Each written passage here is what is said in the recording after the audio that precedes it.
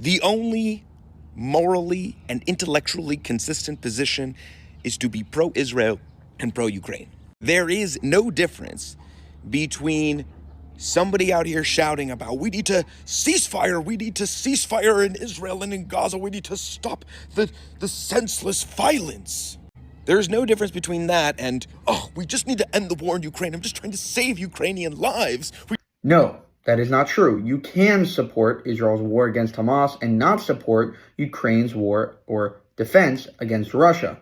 And the reason being is that Ukraine cannot win. However much we give them, they will eventually crumble. And therefore, suing for peace now, as opposed to later when literally millions more are dead, is probably the best way to go. Now hear it from the soldiers themselves.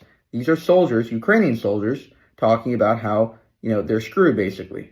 So how were things going? I mean, last time I talked to you was 3 months ago. How was the situation on the front line? For real, I think situation not really good for me. It's we're all tired. We're all tired.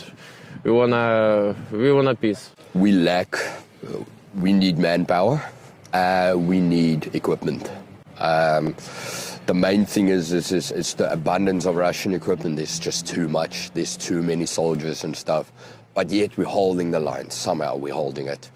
And yet their leader, Volodymyr Zelensky, pretends like that is not the case. He pretends that his country is and can go on without the United States and lectures the United States on giving him more money. In fact, Ukraine has received more in the last 2 years, $180 billion, than the U.S. gave Israel in its entire founding since 1948. So Ukraine receives more in 2 years than Israel has since the beginning, of its inception. And people like to talk about how Israel is getting all this money. Well, not even as much as Ukraine has gotten in 2 years.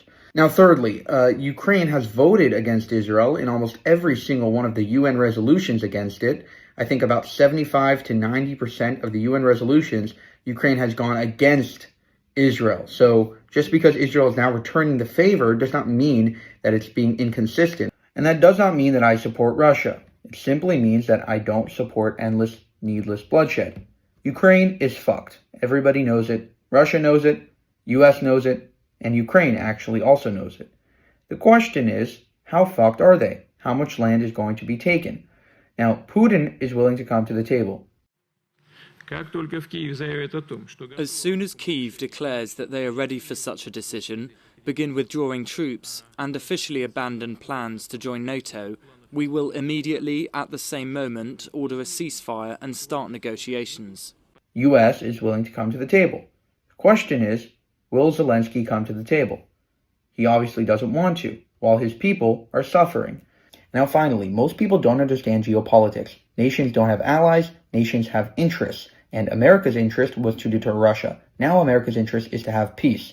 Whoever pays the bills calls the shots. And America, whenever it gives out money, it's basically saying, now that you took my money, I can call different things. So, for example, when America gives Israel money and Israel accepts that money, Israel is now beholden to America in a certain sense that if Biden calls up or Trump calls up Netanyahu, Netanyahu is generally going to listen to like 90% of what they say.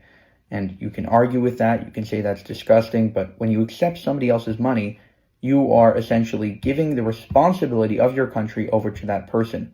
Beggars can't be choosers, as they say.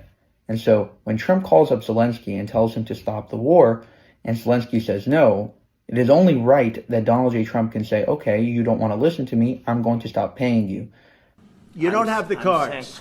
You're buried there. Your people are dying. You're again, running low on soldiers. Listen, you're running Mr. low President. On soldiers.